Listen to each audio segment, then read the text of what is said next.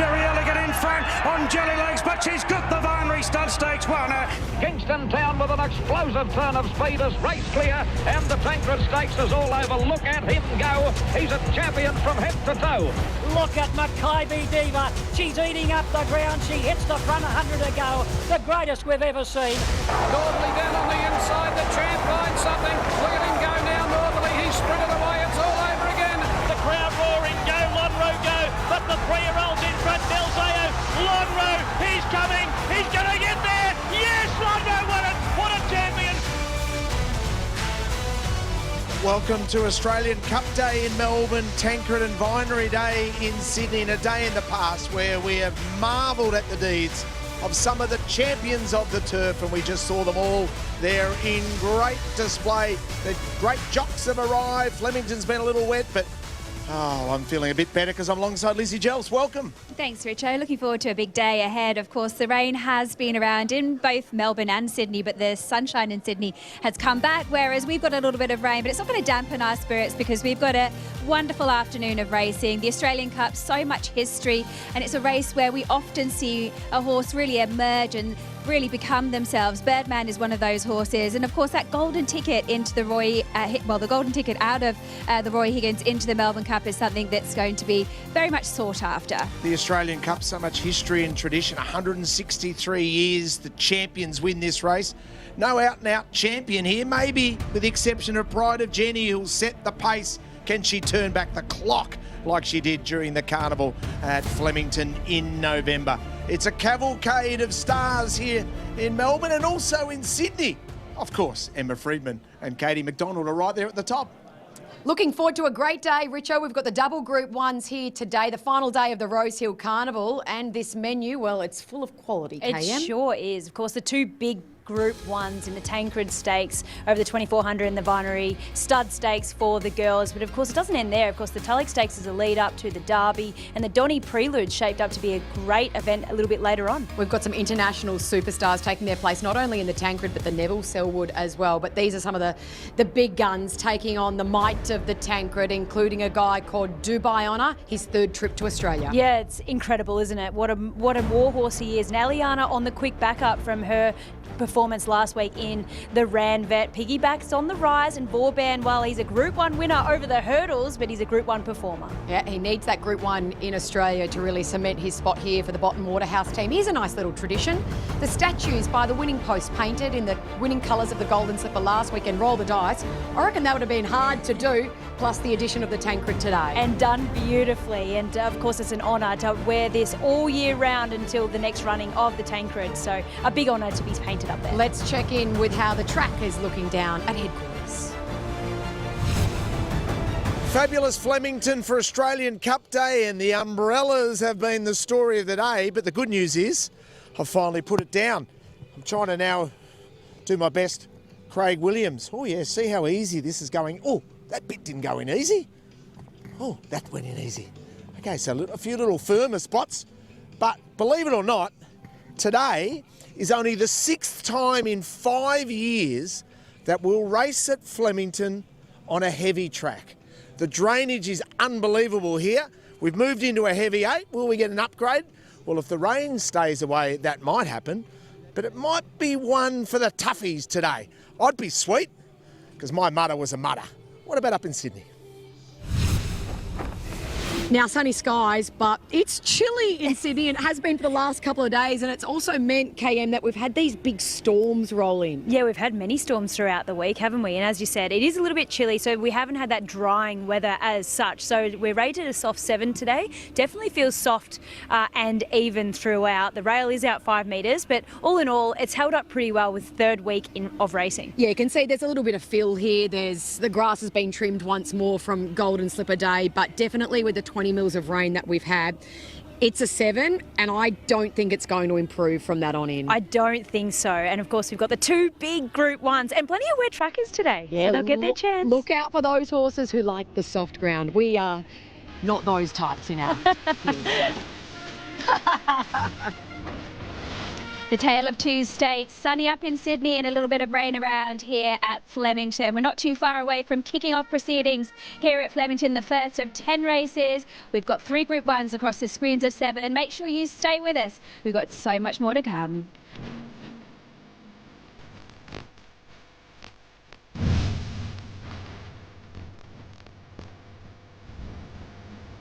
It's like a stranglehold on the Tancred. Oh, yeah, well, Matty's a very good judge, and so is this Matty. He is our caller, Matt Hill. This is your moment. Richo, thank you very much. Great to be calling the action at Flemington today. It's one of the iconic races, isn't it? The Australian Cup. You think Dandy Andy, you think Bone Crusher at Talac, you think Northerly, Lonhro, Octagonal, and of course Cascadian beating Pride of Jenny last year. It's such an iconic race. I reckon Birdman's the winner this year. It's had the perfect preparation through the Peter Young. It'll be set up nicely with Pride of Jenny setting a solid tempo, and I think Birdman will run over the top of them. Of course, former Carlton star Mark Murphy involved in the ownership, so there'll be plenty of celebrations if Birdman was able to get over the top of them. Obviously, we've got wet conditions. Birdman's failed once on rain affected, but that was at the end of the campaign in the spring last year. Overall, it's had 5 starts on rain affected for 2 wins and 2 minor placings. So I think our feature winner is Birdman, but a great day of racing on an iconic day here at headquarters. There's something special about Flemington, isn't there? So consider this. Statues at Flemington, Farlap and Mackay-Bediva, the great Bart Cummings and the great Roy Higgins, and now you add in a 5th. Yes, Michelle Payne. Very fitting for her to have a statue here at Flemington. She certainly changed the makeup of the Melbourne Cup, and it's something that she was very, very proud of. I spoke to her in the week, and I know you hosted the ceremony, and she's... She never ceases to amaze me how she's able to relive that moment time and time again. She is incredible. What a talent, and what a moment that was. You can be part, of course, of the Lexus Melbourne Cup Tour. Scan that QR code and get involved. Get the cup to your town around. You know, not get too overawed with it and not panic.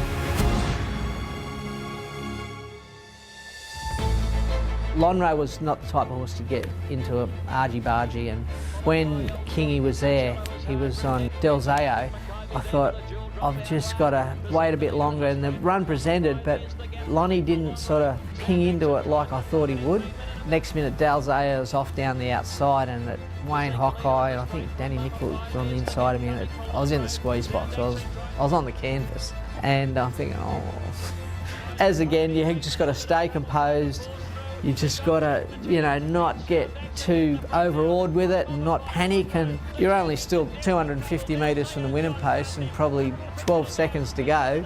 And he stole the march on me. It was just a matter of getting Lonnie out into the right run and letting the horse do the work, because I'd stuffed it up in a sense. I guess at the end of the day, we won the race. So that's why I'll stick with that. It's still one of the most remarkable performances I've ever seen on a racetrack, and he was one of my favourites. Oh, and an idol. I idolised him growing up. What a champion jockey he was, and yeah, and we're so lucky that we still get to see him nearly every time we're at the races. And he is loving his life, working for Chris Waller and the team, loving particularly hanging out with Charlie Duckworth. Whether that's a good thing or a bad thing remains to be seen. So this is what we've got coming up today on the screens of 7, the 3 group. To Kieran Ma and those colours that we just saw, they could have a very big day indeed. Oh, Saintly, the horse from heaven. He won the great race back in 1996 for J.B. Cummings, another to add their name to the honour roll this year.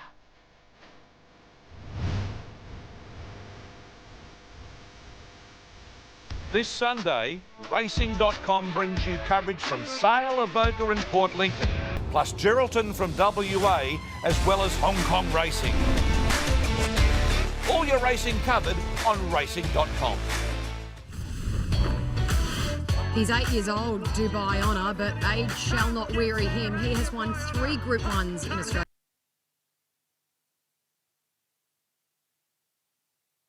Looking for back-to-back Tancreds, but also his 4th Australian Group 1. He gets here and he absolutely loves the Australian conditions, as does Tom Marquand, or as we like to call him Aussie Tom. He is back here. He loves getting around Centennial Park on his bike, going for a run and riding. Plenty of winners too, as you can see, including a day with back-to-back Queen Elizabeths in 2020 and 2021. Let's catch up with Aussie Tom and Katie. Always nice to catch up with Tom Marquand. Of course, you're known as Aussie Tom out here. How do you do all the travelling? You've been so busy. Yeah, it's a lot, but it's fun. Obviously, like James ferries back and forth to Hong Kong all the time. You know, it's probably no real difference for us going to the Middle East. But yeah, I enjoy it. Obviously, always angled at travelling a lot and riding, and like coming down here is a big part of my year. So yeah, enjoying keeping that up, and look, hopefully we've got a strong charge again. And you've got a couple of nice rides today. Tell us about Caviar Heights coming up in the Neville Selwood. Yeah, interesting horse. Like we've obviously only had him for a couple of runs, so we don't know tons about him. But look, he's a lovely European-style galloper. Like there's probably not an awful lot complicated about him, and there's going to be an interesting race today. Obviously got Banavara in there, super expensive Group 1 winner already. Doesn't mind a bit of cut in the ground, so look, she'll sort of prove a hard mission to beat her. But yeah, like his strengths are pretty obvious, and yeah, hopefully we can use them well today. And the old war horse, trying to go back to back, it's hard to do, but he looks exceptional. Yeah, look, I think that's the biggest thing with him. He can just back it up again and again. Thrives off travelling. It's bizarre, like his runs in England. Obviously, he won on the all-weather back end of the year, but like his form just doesn't hit sort of proper heights until he gets on a sort of plane or a train or a boat or something, just comes alive. And look, Izzy looks after him fantastic, says he's in good form, so sort of take it on trust that he's where he needs to be, and yeah, looking forward to being back aboard him as always. And are we seeing you stay down here, or are you going to be flying in, flying out? I'm going to stay for a couple of weeks, stay through to Queen Elizabeth. There was sort of a reorganised meeting in Bahrain, but just looks a bit sketchy getting in and out at the moment, and trying to get back down here for Divana and Queen Elizabeth sort of took priority. So yeah, I'll hang around a couple of weeks now. And good luck. Thanks. Cheers. Well done, Tom. So Aussie Tom and Caviar Heights going around in the Neville Selwood, plus Banavara. She is the new filly on the block, purchased by Yulong to be trained by Chris Waller. Could she be Via Sistina 2.0? So Yulong bought Via Sistina for $5.2 million. She'd won a Group 1 at that stage. She then went on to win many Group 1s here in Australia. Banavara, well, she cost a fair bit more than that. She's a Group 1 winner in France. And she's a bit younger than what Via was when she came here. Looks a lighter type as well. Of course, Via, the big bus that she is, now in foal to Dubawi. But Banavara, she was formerly trained by Jessie Harrington. I wonder how many Group 1s she can add to her name here with Chris Waller. So at the Tattersalls Mare Sale at the end of last year, she was bought, Katie, for a record $10.1 million, the mare by Calix. Yeah, it's a lot of money, isn't it? Of course, they spent big money on Via Sistina, who was sort of proven $5 million. And I know this one, she's done pretty well, and her progression has been very slick, but we'll see what she can do out here. It's a different kettle of fish when they come to Australia. So looking at another horse that's come here is Caviar Heights. Now, his record's been pretty good too. He's a funny horse. I was listening to Izzy Pohl a little bit earlier on in the week, and she said that he can be a really hard going horse. You can see there he's got quite a severe bit on him. So we'll see how he goes coming up in the Neville Selwood. Oh, bit of a report to come out of the yard as well as to what's happened with this mare. Nothing bad, but she's fizzed up. Banavara, she ready to rock and roll. Okay, let's get a mark. Doesn't matter what Group 1 it is. Well, this is literally the best feeling in the world. God, my first Group 1 feels like a lifetime ago now. Harlem was very special. That was sort of the making, really, of me. And they're racing in the Australian Cup. I was going to move back to Adelaide, and then I won the Australian Cup back in 2019, and from then onwards I moved to Melbourne and started my career here, and yeah, that was really the reason why I moved to Melbourne. Pavilius has a fight. It's just on the outside. Shillelagh and Harlem. Shillelagh, Harlem, stride for stride. Harlem's going to win it again. Harlem's beaten Shillelagh in a photo. It's quite funny because to me that day just felt like any other day. I rode a winner and it didn't really sink in. It's the dream come true, isn't it? It is the absolute dream for anyone, any jockey, anywhere in the world. It's unbelievable. It doesn't matter what Group 1 it is. Shaking. Probably until the second Group 1, then I thought, oh my God, won 2 Group 1s now. But if I didn't win that race, I have a feeling I might have gone back home to Adelaide. Yeah, it was really a turning point in my career. Added a lazy 9 to 18 since then. She's up to 19. Caulfield Cup, Melbourne Cup as well. And there is Harlem alongside a son of Galileo out of our champion in Atlantic Jewel called Russian Emperor, who was terrific winning in Europe and then sold to Hong Kong interest. Douglas White trained Russian Emperor. He won the Champions and Chater Cup, defeating Romantic Warrior. That is some achievement.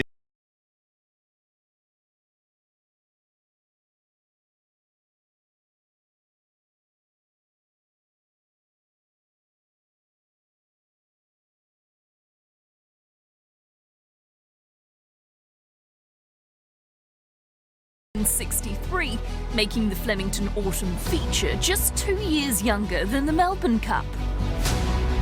Originally for stayers over 3,600 metres, it was shortened to 2,000 metres in the 60s, where it became an autumn target for some of our most decorated middle distance weight for age horses, such as Octagonal, Lonhro, and Northerly. Northerly wins easily by 4 lengths. Cox Plate hero Bone Crusher Vogue, a dual Australian Cup winner, squared off in an epic 1988 edition of the race, only to see a 125-1 long shot Dandy Andy cause one of the biggest boilovers in history. It's Dandy Andy racing after Bo Rogue. Bo Rogue stopping Dandy Andy's got him. Dandy Andy. Goodness gracious me, Dandy Andy. Bart Cummings proved to be a king of this cup as well, winning the race 13 times, including Saintly in 1996. Nothing like a Dane can't go on people on this line finishing on, but it's Saintly's Australian Cup. While another Cups icon, Maccabi Diva, left her mark on the Australian Cup when in 2005 she broke the race record previously held by Northerly. Maccabi Diva's coming after Winning Bell. 150 metres to go. And the Grand Mare raced up on the outside. Winning Bell fights back. Maccabi Diva's ahead in front though. She pulls clear. She's a wonderful mare. What a champion.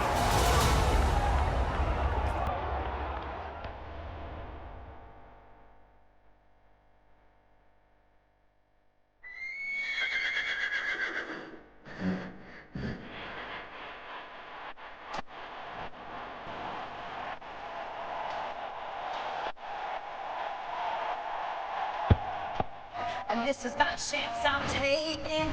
All them old fingers I'm breaking. All the people watching me go to bet some money.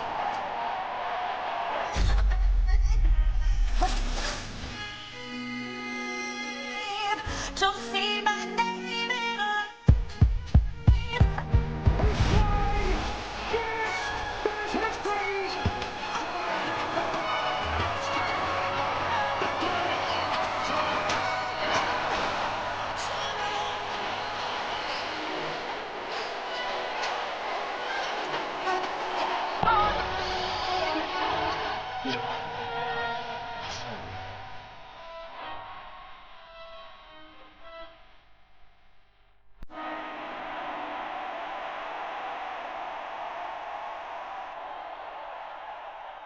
My entrance song. Well, back when I was riding over jumps, I listened to All Fired Up as I was driving into the racecourse, so get myself pretty amped up.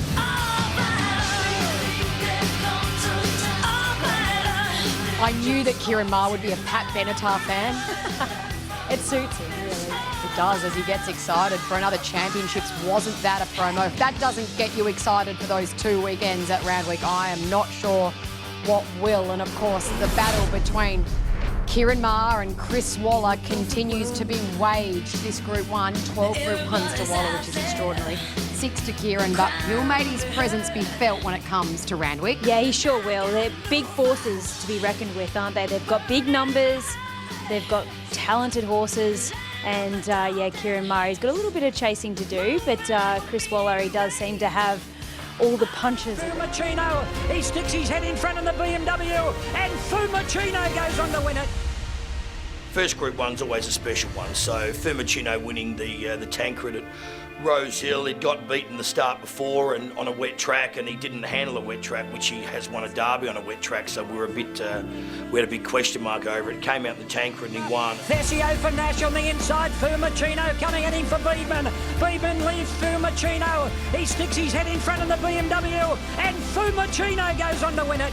It didn't really sink in until about 5 minutes after the race, to be honest, when Darren Beadman actually got off and weighed in, then walked up and gave me a big hug, and then everything started to sink in. In those stone races, they just plug away, and he's a fit horse, and Hawkes, he had him right on the day. The adopted son of John Hawkes is definitely Darren Beadman, so the photo still sits proud in the office in Sydney of Michael, Dad, myself and Darren Beadman, and then obviously with Firmicino, so it was a great day that day. Michael, Wayne and John Hawkes, they've taken out the BMW for 2009, the big Group 1 here today. Well, everyone goes home and shares it with their family, but when your brother and your father are at the racetrack with you and they're your co-workers, there's nothing better. It's as simple as that. When you win those Group 1s, you give them an extra hard hug, that's for sure and certain. To win a Group 1 and, your first Group 1, you're always going to remember that.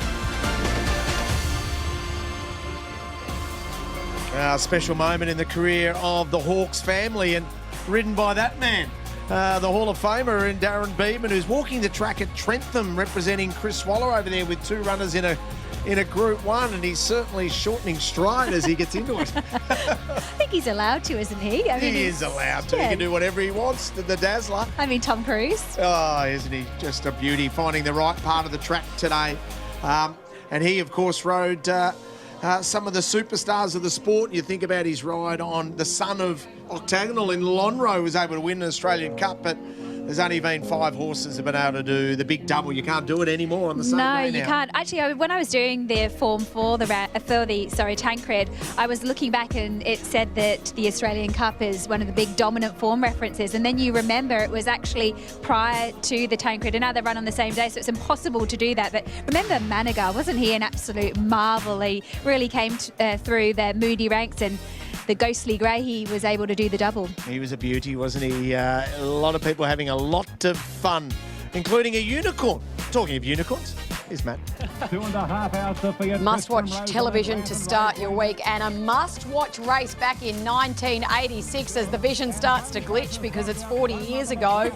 And the big boy Bone Crusher, who was stone motherless last, and watch him round them up. What a top horse he was to win the Tancred Stakes all those years ago. 40 years ago, and we're in colour, and that's incredible stuff. To think I was only born a few years later after that, Katie. Don't consider myself that old, but that's exactly how old I am as we get ready for the running of the Tulloch. So it's a 2,400 metre event, and the Caulfield Cup over the same distance. So we don't have too many of them over the 1.5 miles, but look at the international classics in comparison, including the Japan Cup and the Arc. Yeah, of course, our breeding scene is really for those 2-year-olds and the sprinters. That's what we're really good at, but it's good to have a few of these really